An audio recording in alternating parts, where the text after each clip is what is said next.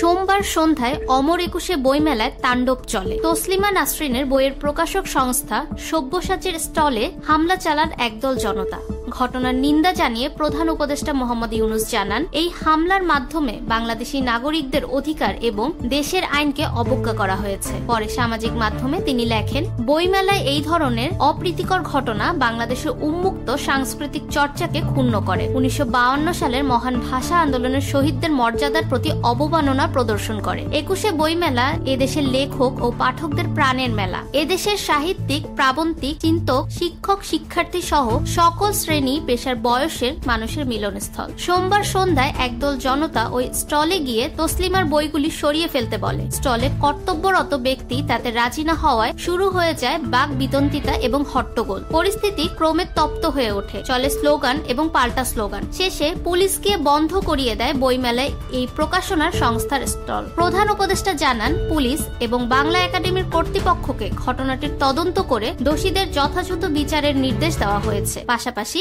এই ধরনের ঘটনা এড়াতে বইমেলার নিরাপত্তা আরো জোরদার করারও নির্দেশ দিয়েছে ইউনূস প্রশাসন।